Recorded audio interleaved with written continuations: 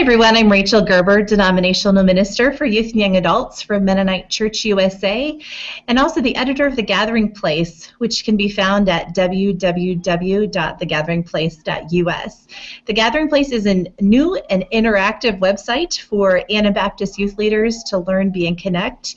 And every month we go ahead and we talk about a different theme, and everything that we do hinges along that theme. And this month in February, we've been talking about contemporary Anabaptist witness.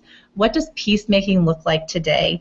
And for this webinar today, I'm so excited to have Dirk Eitzen with us, who is professor at Marshall College, and he's here talking with us today about today's media and violence simulation and desensitization, and what in the world, how does this media viewing impact our youth and our children, and especially as it relates to their faith development.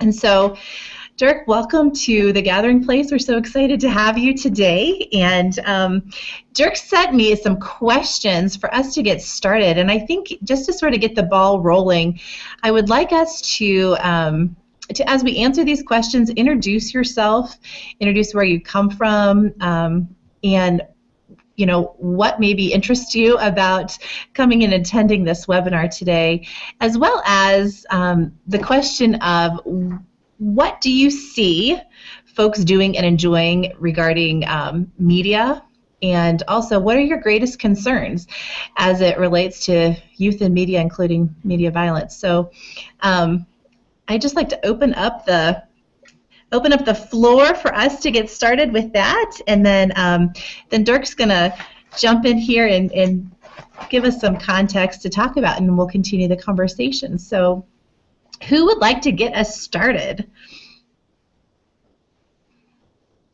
Clayton, you're first in line, so I'm gonna call on you. All right. Sorry, I had to find the unmute button. So reflecting on the questions that were before us, I should introduce yourself, yeah. Yeah, I'm Clayton Gladish. I'm one of the pastors at Heston Mennonite Church.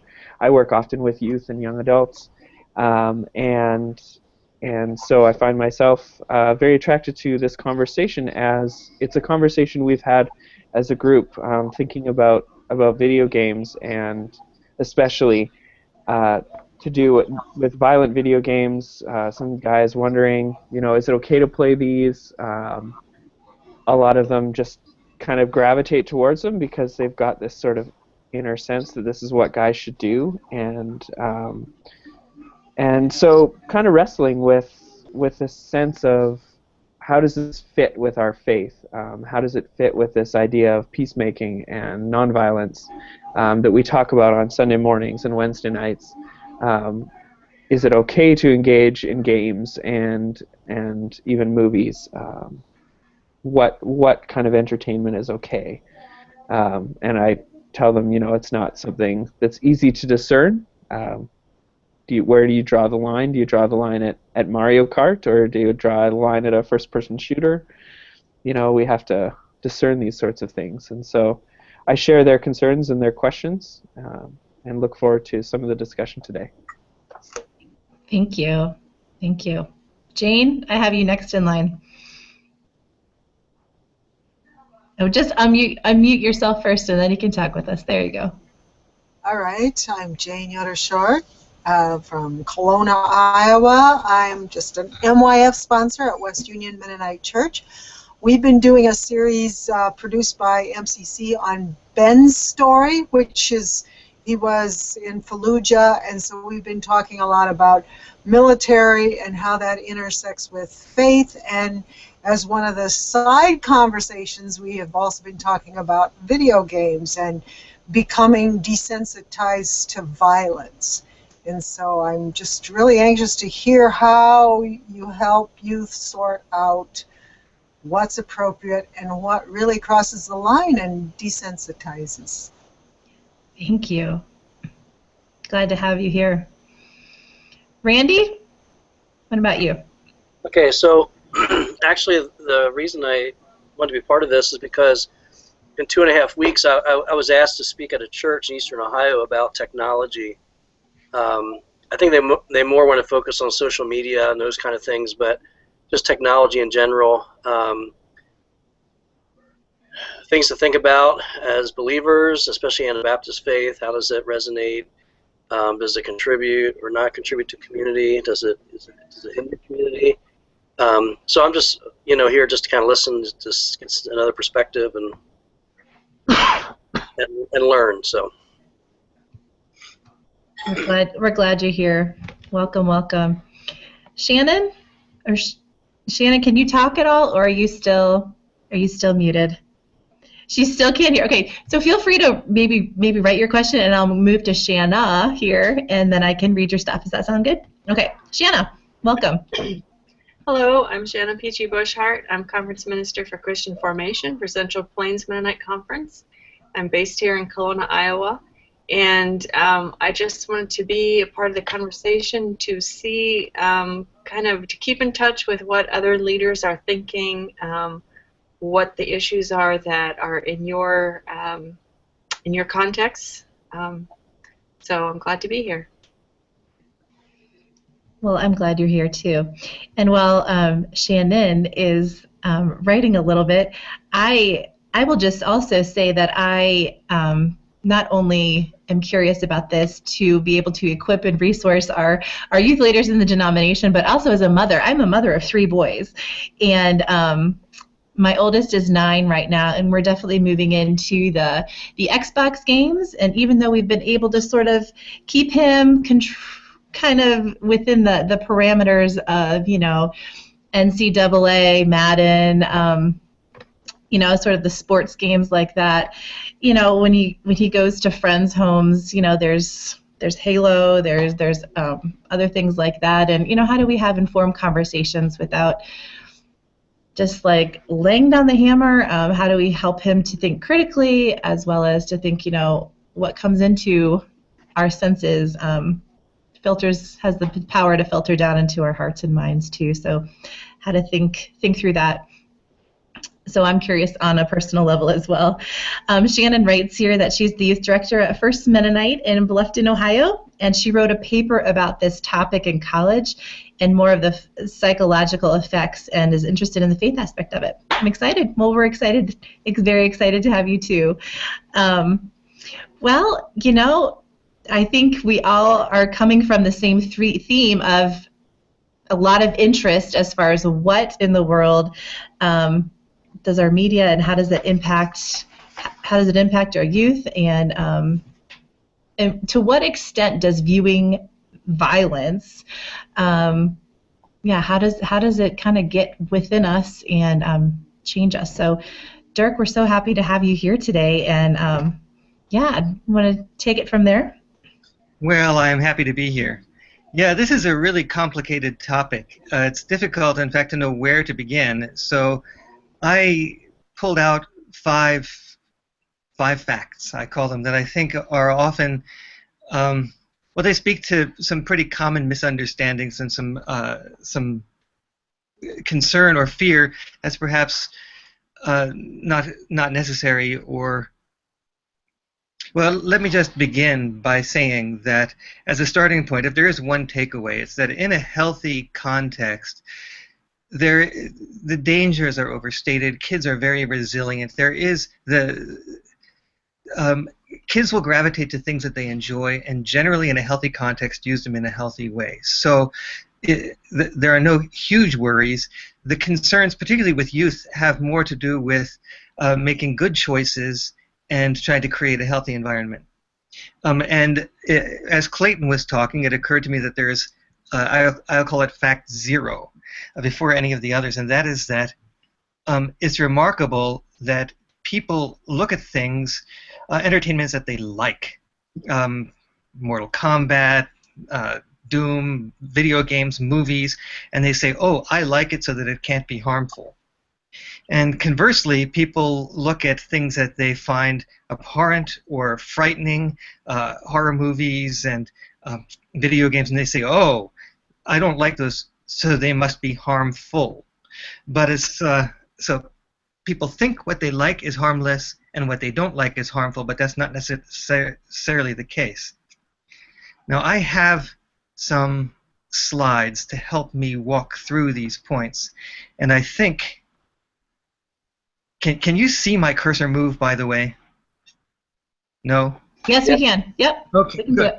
Well, I'm just going to walk through these. I don't. I'll try to do it kind of briskly. These are slides that I actually made for an academic presentation. Some of them don't speak exactly to what I'm going to be talking about here. But the first point, fact one, people are often confused about what violence is. So down here in the lower right, this is Grand Theft Auto. When you watch it, it's a pretty horrific game with lots of overstated violence. And if a parent walks in a room and sees a child playing Grand Theft Auto, they're often shocked and chagrined, and they say, that's violent. You shouldn't be doing that. But in fact, it's not violent. It's playing a video game. Seeing violence on the screen, thinking about violence, entertaining violence, that's not the same thing as violence. People, including scholars who study violence, often make a mistake in connecting aggression too closely with violence. This woman here in the upper left-hand corner is clearly mad as blazes. She's expressing her anger. She seems aggressive, but anger is fine in some situations. It's helpful. Jesus got angry when he overturned tables in the temple courtyard. So anger is not violence. Watching violence is not violence. Now, these two women in the lower left-hand corner, they're gossiping. Malicious gossip can actually be intended to harm, and that's what violence is. Violence is action that's intended to harm somebody else. So gossip, malicious gossip, can actually be harmful. And here, hidden behind Grand Theft Auto, is some folks playing hockey. I don't play hockey. I don't know much about it, except I have been told by acquaintances who do that sometimes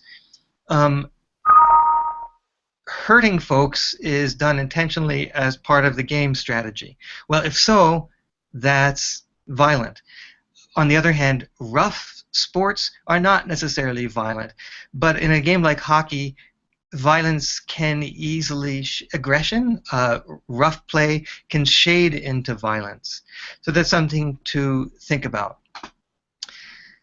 Fact two, what the scientific literature shows, a whole mass of scientific literature, is that there is a very clear correlation between high engagement in violent entertainments of all kinds and antisocial behavior. So I don't know if you can see these statistics on your screen. They're kind of small, but aggression and bullying, delinquent behaviors, problems in school, theft, imprisonment, and all sorts of other ways, there is this connection. But it's a correlation. It's folks who say, who read from this, the danger that these video games, violent video games or violent movies, can cause violence. That's actually not quite right. What you can say is that there is a systemic connection. So, for example, rough kids are more prone to be violent and more prone to get into trouble. Or people who are antisocial kids who are maladapted, kids who have trouble in school, may retreat to violent entertainments as a distraction. So there's no question that there is a systemic connection between entertaining violence and doing violence. That's something to be cautious of, but it's not something to... the causal connections are complicated and indirect. There are, because the psychological literature is complicated, it's difficult to make out, and there are some psychologists who do this research who are actually, I think, confused. They tend to draw two, they're called effects researchers, and because what they're looking for is effects between causal effects, they tend to, when they look, they find them. What I can say is clear is that there are two psychological mechanisms involved in violent entertainments. One is what's called a priming effect. When you imagine anything, what you're actually doing is sort of rehearsing this in your brain and body. So, for example, when you see a gun, actually your motor cortex, little neurons of your trigger finger, can light up because that's part of how we understand what a gun is. When you are I recall once going to a movie that had brainy sharks attacking people, and after I came out of the movie, I was surprised to find that my thigh muscles were all burning and tense, because the whole time I'd been watching this movie, I had been trying to lift my feet off the floor so they wouldn't get taken off by this brainy shark. That's just the way we respond to the way we interpret our surroundings. Priming effects means that we are prepped for this sort of response for action in the real world, and these effects linger for a short time. And so, for example, desensitization, that word came up, that's actually a priming effect. The thing is about priming, it's really fairly short term. That is, we're primed for a specific situation. When you play Grand Theft Auto, and you get into your car, you might actually see people who are crossing the street as, oh, look, there's a person I could run over. It doesn't mean you're going to do it, but that crosses your mind because you've been primed to think that way on account of playing the game. After a short time, that you're primed for going to the grocery store or whatever else it is that you're doing, and so that wears off. Longer-term effect is learning. So when you play a lot of Xbox, you get really good with the controller. That's a learned skill. In the same way, there is a concern that playing a lot of a game like Call of Duty will teach you that the military is exciting or fun. That is the concern, that's something that you will learn from the game. So when you're thinking about the effects of these games, if you're interested in the psychology of it, priming and learning are the two mechanisms that come into play. So the third point that I wanted to make is that when you look at studies of actual violence, this is psychological studies, criminological studies, sociological studies, studies of all kinds, they show that actual violence does not in fact stem directly from violent impulses or from aggression. Much of the research supposes that it does. So when you watch a violent movie, you get violent ideas, and that increases your likelihood of behaving in a violent fashion. That there is some truth that without the violent impulses, you're not going to behave in a violent way. But actual violence stems from a failure of self-control, of inhibition, of empathy. When violence occurs, it's not, and these are things that ordinarily, this yellow barrier, little kids are prone to hit and bite, and as they grow up, as they mature and learn self-control, and as they're taught about self-control, they learn to rein in their violent impulses. Teenage boys, as everybody knows, sometimes have a problem in the self-control area. This is something that they need to learn. Self-control is learned through practice. So interestingly enough, if you want someone to learn to control their violence, the way is not by completely putting them in a rubber room where they're never exposed to violence, but in fact reflecting on violence and thinking about it and imagining it in ways that allow them to test out ideas, to learn self-control. Self-control is something that is learned. I was also going to mention the problem with online gaming. The way that people learn about proper social behavior is through social interactions, real social interactions, face-to-face interactions in the real world. So if you're next to a bunch of guys playing Halo in a room and somebody does something or says something offensive, there will be a conversation there and you can see the impact that it's had. Social media shields people from that kind of response. They don't recognize, because they don't get any direct feedback from the real world, they don't see the impact of their interactions, that that can encourage more thoughtless, more uninhibited, more harmful behavior. And so if you want to teach nonviolence, the face-to-face social interactions are always better than these sort of remote interactions. Fourth point, play. Playing of all kinds is indispensable for healthy social development. In play, kids learn resilience, how to bounce back from injury and insult. They learn social skills.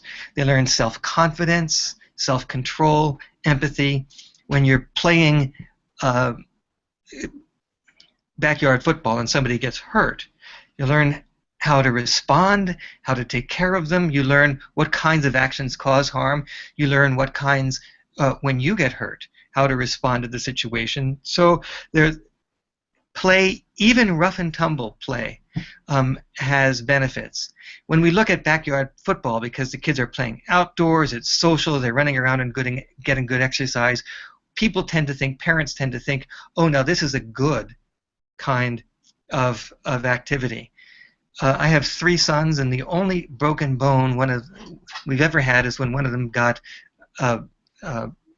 broke a collarbone playing backyard football. So it is not, just because it's fun doesn't mean that it's harmless. This judgment of what's acceptable is a social judgment. Now, I've substituted in the next image an image of Halo. When you look at this, you say, oh my goodness, that's not like playing outdoors. It's not exercise. It's not social engagement, and therefore it's not worthwhile. It's harmful. But you have to recognize that at the bottom, a game is a game. There's potential here, even though it appears to be violent, for positive social interaction. It's not what's depicted on screen itself. It's not so much the nature of the activity as the context for the activity. Play of all kinds. And by the way, movies, comic books, video games, these are forms of play. Storytelling, imagination, these are one of the ways in which humans play. These stories are one way to test uncomfortable ideas in a safe space. So you don't want to actually hit somebody or do boxing, but watching movies about such things allow you to imagine the consequences, imagine the hurt, to feel the excitement. It's a way of processing these kinds of social interactions in a safe space, including potentially harmful interactions. So play is indispensable. Play is necessary. Not all play is healthy, but we can't do without it. The final point, you're not going to be able to make sense of any of those words on the screen, so I should probably not even put this up there. I will go back to me. Hang on, I've got to figure out how to do this. We could read those words on your. Yes, but they're misleading. They're misleading. Oh, okay. Gotta find me there. Can you see me? I see you. The most important point is this: we shape the worlds we live in. Used to. I mean, all creatures do this. Termites make mounds, cows make poop, and people are unique in the ability to decide how they're going to shape their social environment. Youth tend to think, well, they're very solipsistic. They're very into themselves. They're social creatures, of course, but they don't tend to think about the social consequences of their behavior. So when the MYF at a lock-in, for example, when a couple of the guys go off and play a video game by themselves, a violent video game, that has an impact on the whole group. They're shaping the whole MYF interaction, not just their own. So that's perhaps the most important takeaway, that the decisions that we make have an impact on our environment. They have an impact on the people around us, and that's something to think about whatever kind of entertainment we're involved in. So those are the 5 points that I wanted to make. Violence is not the same thing, or engaging in violent games is not violence. Aggression is not violence. There is a correlation between engagement in violent entertainments and actual violent behavior, but actual violence doesn't come from violent impulses, which we all have. It comes from the lack of self-control. Self-control is something that can be practiced and learned. Play is critical. We need to do it. And the trick is to find healthy context for play in which violent entertainments, if kids are having fun doing that, that's channeled in healthy directions. And finally, whatever we do, we need to think about the impact that our behavior has on other people and on the world, and on ourselves. We are shaping the world we live in. So that was a long-winded lecture, and now I'll stop. It's very interesting, and a lot to absorb. I am curious as far as what did you hear Dirk say, and what grabbed hold of you? What open it up for discussion? Any responses to these 5 facts that Dirk laid out for us? Well, I am the mother of 3 grown sons. They're all, the oldest is 30 now, and I have been through this kind of soul-searching. What do we let them play?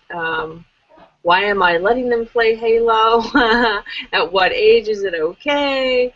And all of that. And right at the beginning, Dirk, as you were talking about how in a healthy environment,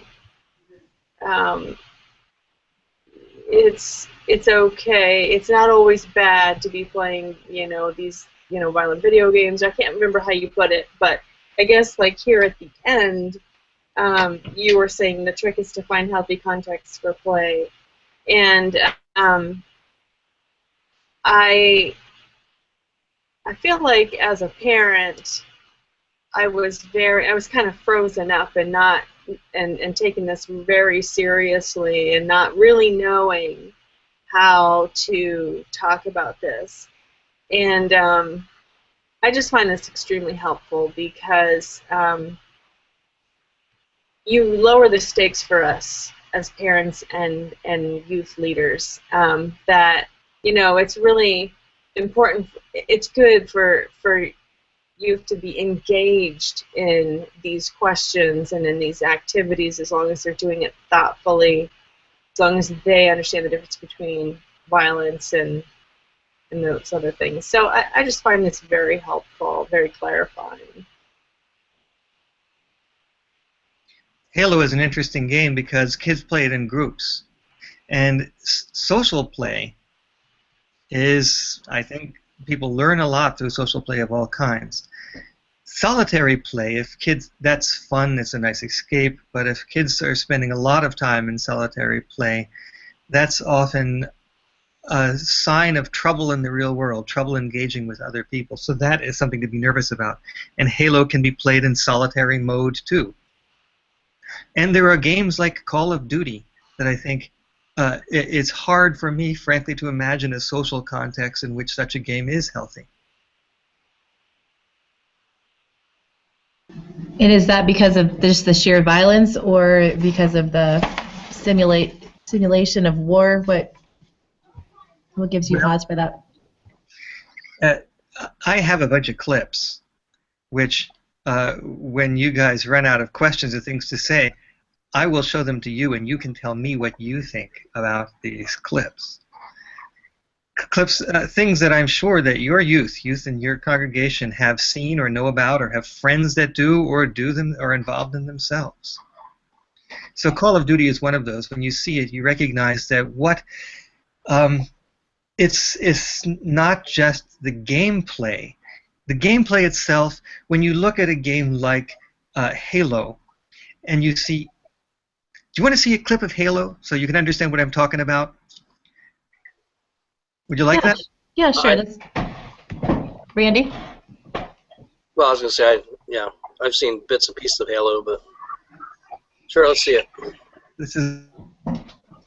Okay. Well, I suppose everyone sort of signed off here on watching some amount of violence. If not, just turn off your screen for a moment if you're uncomfortable.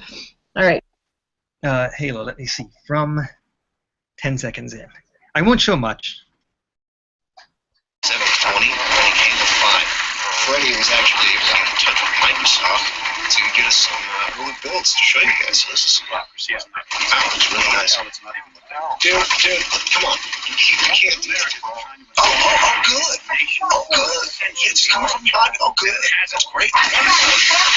This. Give me this. Charge it up. He still hasn't seen it. He has no idea. Hey. Oh, yeah. That's Untitled. At least they kill him, too. Okay, really? What are you, 12? Get out of here, bro. We ought to be tolerant of those who worship a different god than Okay, us. let me see how to stop the tape. All right, what do we got going on? Stop. Disagree with the president. Hang on, I'm trying to come back to the real world here. March into these Oh, countries my. based on some fundamentalist religious principles, drop a few bombs, Here we are. dictator, and start a How to make it democracy. stop. Can you see me? Why can't I make that thing Yes. stop? Let me see here. I There can you see go. it now.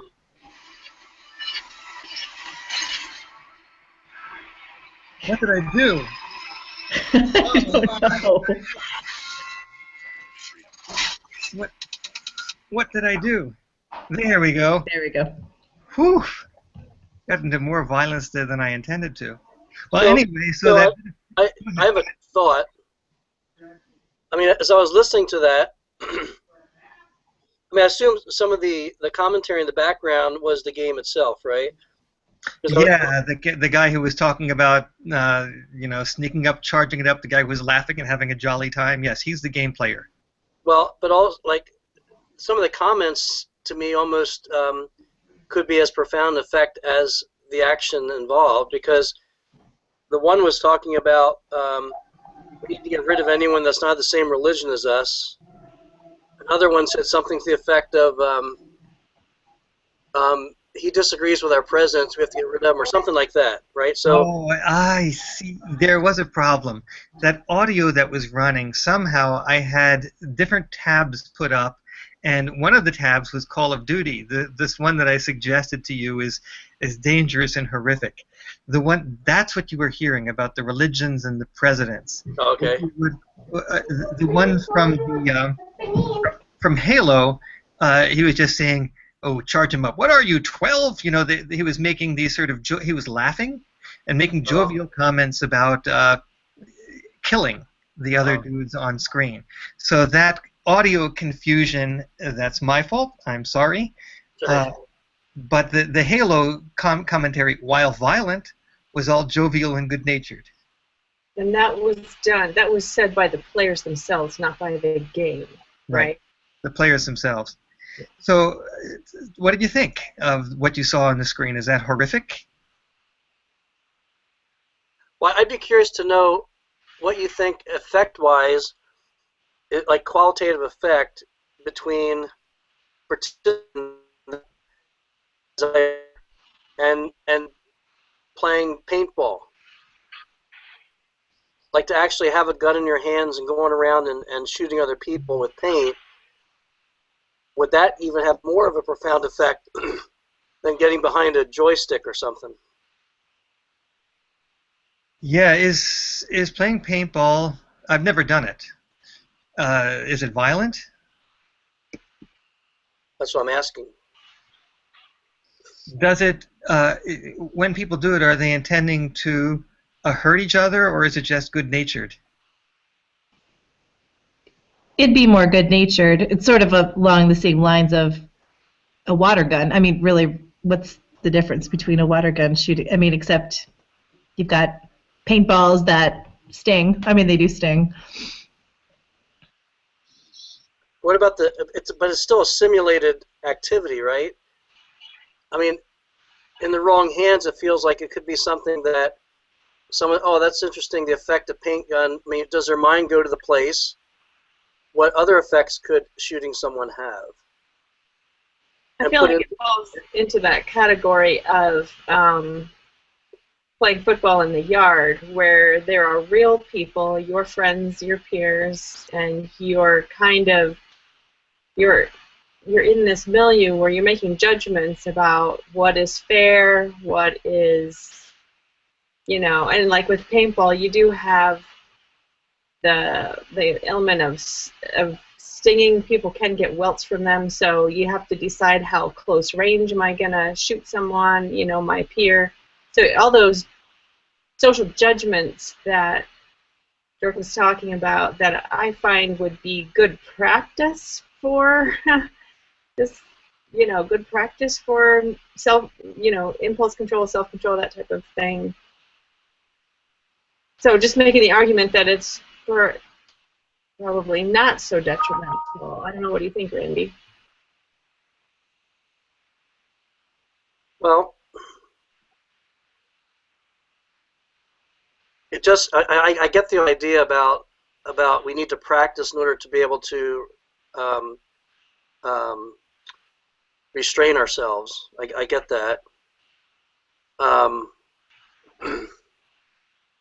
I mean, you don't know how to respond nonviolently unless you're given the opportunity to practice responding nonviolently.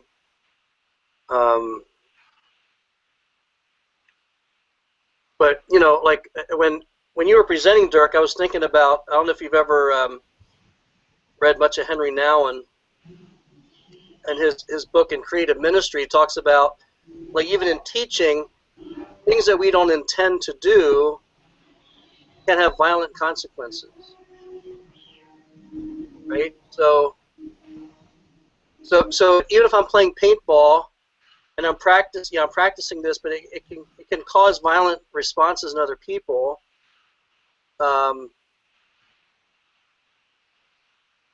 Yeah, I don't quite see it as, maybe you're not saying it's a neutral activity. I don't quite see it as a neutral activity.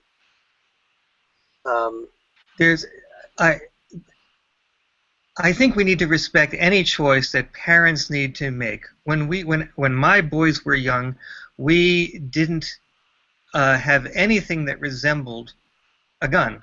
So when we bought water guns, they were little dolphins that squirted and that sort of thing, because we didn't like the idea of having anything that was manufactured to be a gun around the place. And so they used their Tinker toys and their Legos to make their own little guns and sticks. Everything at a certain age, everything became a gun. When they were young, our refusal to have anything that looked like a gun, just, you know, it didn't really compute with them. By the time they were older, then they found, you know, they found their own way. I mean, they weren't really interested in hearing our point of view. So I think if you say, on principle, we're not going to have an Xbox, and in fact we still don't have an Xbox or a PlayStation. If you say that on principle, that's fine. That's something to respect. But in response to the idea that playing with paint guns or playing with water pistols is modeling violence, it is imagining violence as a form of play. Cops and robbers, cowboys and Indians, are for active kids a form of imaginative play that helps them figure out what's appropriate and inappropriate, where social boundaries lie. It helps them deal with troubling ideas of that. It's a way of imagining scenarios that are related to things that they're likely to encounter in real life in a context that can be made safe and harmless, and I suppose in some situations could be harmful and dangerous. So it really is a question of the context.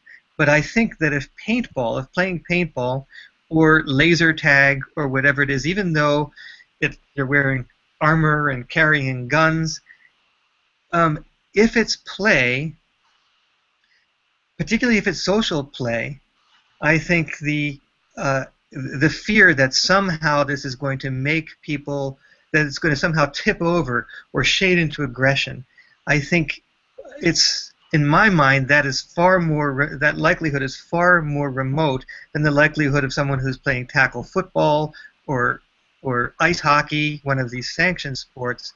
I think that's far more likely to result in aggressive or violent behavior than something that is labeled and seen as play, something that's not intended to cause a hurt or harm. Does that make sense?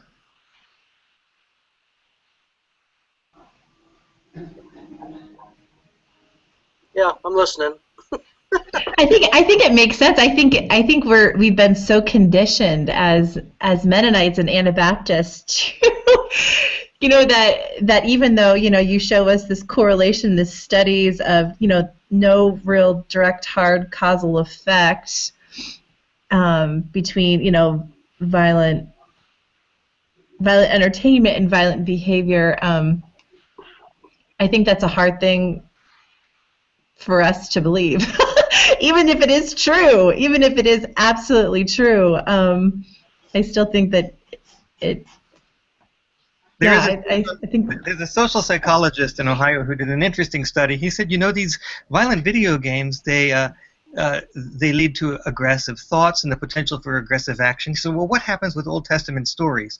So he picked one out and did the exact same studies and found out that the effects were not just the same, they were worse, because this was God-sanctioned violence. And so, well, what do you do with the Old Testament? Boom. Yeah, that's a good question. And even I just want to mention Shannon, as she can't speak, I'll speak for her. She said, can we use these games like paintball and Halo to demonstrate a lesson with parent consent, of course? Is it, here we go, is it that much different than playing simulation games like Persecution, which, we often play, which is, are you familiar with that, Dirk, Persecution game, which is, it's a simulation game from the Reformation that you are the Anabaptist and you are being chased, hunted down by the church authorities, and actually then try to find your way through different safe houses without getting caught by the secret police or the police, which then take you to a jail where you're yelled at, you're whatever. Good question. The game. Well, I'm sorry. Were you going to say something, Dirk? I am just reflecting on what you said earlier, Rachel, about, like how this sounds to us as Mennonites, like we're so conditioned, to just say no to all of it. And I found that as a parent, that simply doesn't work. It's not working. There's nothing wrong with saying no. Mm-hmm. But I think when the kids ask for reasons for saying no, the idea that it's going to result in violence, I don't think is a good reason, or that imagining violence is wrong is, I don't think, a good reason either. There are, after all, violent entertainments, movies that deal with violent, like Hotel Rwanda, that depict violence in very gruesome ways, that result in empathy and understanding, that get us out of our own heads and to be able to see what the real-world consequences of violence are. So it's not imagining violence that is dangerous or harmful. It's the context in which that takes place. If you imagine biblical violence as a sort of license to do it for the Crusades, well, that's trouble.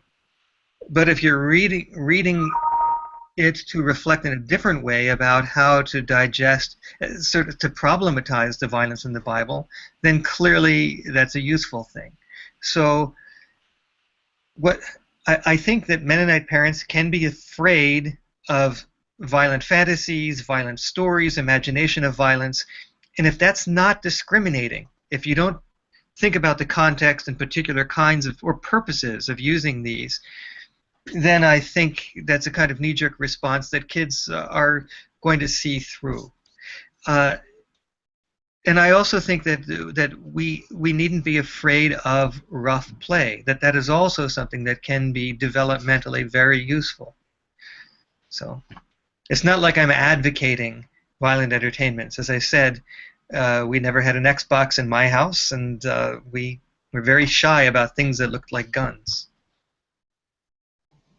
How would you recommend, if I'm going to ask a question, and feel free to anyone else ask follow-up questions or any other type of question, but Dirk, what do you recommend for parents on how to help their child or for their youth kind of create that reflective environment? teach self-control. When they get violent, you tell them that it's not appropriate. You hug them. You give them timeouts. To give them space to cool down, and to say that that's what's appropriate in violent situations, to distance them from, to help them get control of their aggressive emotions. That's the most helpful thing that you can do. And maybe that's also the most helpful thing you can do for older kids, for teenage boys and 20-somethings.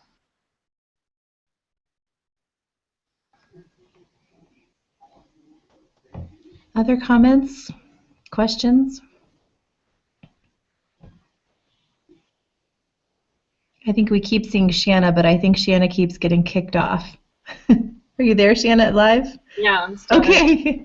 Did you have anything else you wanted to talk about? You said as a parent it's hard, and then we lost you. Oh, I'm sorry. What I went on to say was that just putting an end to all of that or disallowing all of it doesn't work.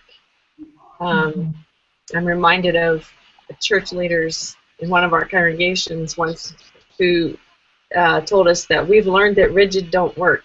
It doesn't work to be rigid.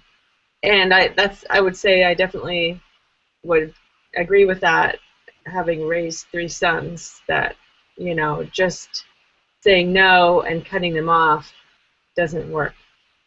So I like the approach that, you know, I can navigate this with the different nuances that Dirk has shared with us, you know, it's a better way than just saying no to all of this. And what about looking for positive alternatives when they want to do something to help them be proactive in making good choices and making their own choices that you think are more healthy? Yeah, that's fantastic. Right.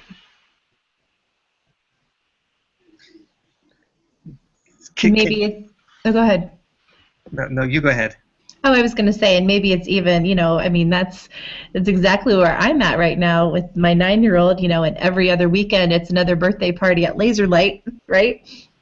And he loves Laser Light and wants to have a Laser Light birthday party of his own. And, you know, so far we've been able to sort of, you know, encourage other types of birthday parties to have, but, you know, what would it mean for us to maybe, play Laser Light with him, you know, one time and have some critical discussions about, you know, what that was like. Because Owen has told me before, he was like, it's not violent. I mean, he was saying exactly what you said, Dirk, you know, like, it's not violent. I know I'm not killing people. It's fun, you know. And so, yeah, I think it's the parent in me needing to learn that in new ways too, and being critical myself about what are healthy ways of engagement with that.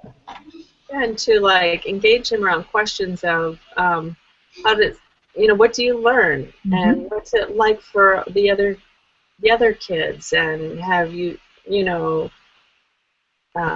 seen people have their feelings hurt or get left out, or I mean, those are the more salient, relevant things to talk about with kids that age, you know. I like your idea of doing it with him, maybe in preparation for making a decision about what he will do on his birthday, when it's his turn to have a birthday party. Yeah, I really like this talk of helping to make better decisions, or you know, helping to find ways to have positive responses. I guess I'm one of those that might be guilty of, you know, taking my whole youth group to play laser tag, and have done it a couple times. But it's interesting, the teamwork and the enjoyment that comes out of that as a result, almost team building that occurs in just a couple rounds of doing this. And I think it's because there is that relationship. There is something that's gone on there that's holding this group together. Obviously, they're against each other, but they sort of form those little coalitions, looking for support from others. But I think the major fear that we come up against, and I think this goes to your correlation and causation, sort of the learning experience, is kind of like, what's our first response when something doesn't go our way? And so, like, in seminary, one of the questions that was posed in a lecture was, what were our options after 9/11? And of course, this is extreme, like, sort of national response, or personal response. But, you know, kind of gauging our response to that, you know, is the what's our first response after 9/11? Well, we could have bombed some people. We could have, you know, strengthened our borders. All these different things. But then the professor pushed us to say, how come the first thing that we didn't say was pray? How come the first thing that was missing there was to seek to help and to join with God's people in the midst of that, rather than you know, thinking nationally, thinking on a national scale? How are our first reactions shaped? And I think I really appreciate, Dirk, how you went into this, having a discussion then about positive responses. How can we make and seek out positive responses? And I don't know if you have any resources that you would point us towards that might help in that. We have a narrative in this country of responding with force and with swiftness as being the key idea of strength. How do we encourage a different narrative of what it is to be strong in response to things that are outside of our desires? Yeah, you know, it's interesting that is a very heady discussion that takes place in Sunday school classes and MYF discussions, but it's so remote from games and movies that that's a sort of deliberate thing that comes out of Bible studies and looking at politics and the news. But I don't think that it necessarily arises from paintball. And since you've had some, or no, I'm from laser tag rather, and since you've had some experience to laser tag, how would you respond to Randy's concern?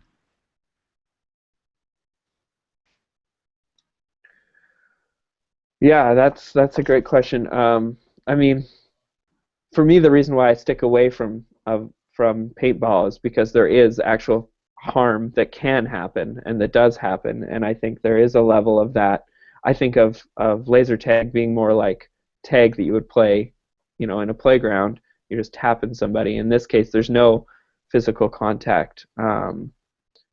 Yeah, I think what you said about sort of intent, the malicious intent, is a big piece that I would be concerned more about in any situation, whether it be tag on the playground or all the way paintball or whatever. That is a big difference. But I guess my level of concern is how are we shaping our first response to things, and how do we shape that well? That sort of knee-jerk reaction. Is our knee-jerk reaction to punch the person next to us, or is that knee-jerk reaction to do something different? Well, playing laser tag, I think it's against the rules to punch other people, right? Yeah, I've only played laser tag once, and I can tell you that violence was the farthest thing from my mind. I was just trying to hide. So that I think that there's a kind of slippage that people, Mennonites, often make between actual violence and imaginary violence, or pretend violence, or make-believe violence. They're different things, and I think we have to remember that. There's also another kind of slippage that suggests that somehow imaginary violence leads to actual violence, and that's clearly not the case. There is a connection between ideas, but these ideas, entertaining violence, can actually be a way of thinking about violence, of imagining, of empathizing what the victims of violence feel like, of imagining, of feeling the excitement about violence, and still recognizing that in a situation like backyard football or laser tag, you have to moderate your responses. You have to be aware of how other people are feeling. You can't, in a situation like rough play, you do wind up in situations where you see how other people feel when they get hurt. You find out what kind of responses are appropriate. You find out where your limits are and where other people's limits are. You learn how to interact in social situations. So I guess I would ask, is it play? And if it's play, what can we do to make sure that the play is healthy? Those are the two, rather than saying, oh, it's violence, oh, it looks like a gun, it's a horrible thing. I don't think that that's necessarily the case. Play is healthy. Not all play is, but if we start out supposing that there are, that good play, interactive play, is almost always necessary for healthy social development, healthy psychological development, for learning self-control, for learning one's limits, then I think we'll be a lot less fearful of simply entertaining violence, of simply seeing it on the screen.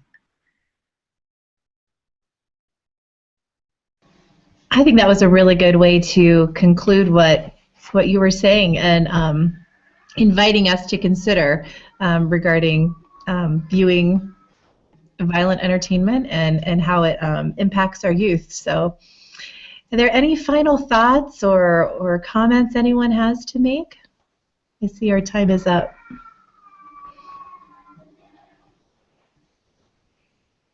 If not, Dirk, thank you so much again. It was a very, very enlightening discussion, and your 5 points, your 5 facts of entertaining violence, I think will give us a lot of food for thought here in the days and the months to come. So grateful for you coming and sharing your wisdom here with the Gathering Place, and thank you all for taking an hour out of your day to talk with one another about this. And so, until next time, peace to you. Thank you. Thank you, Shannon. Thank you.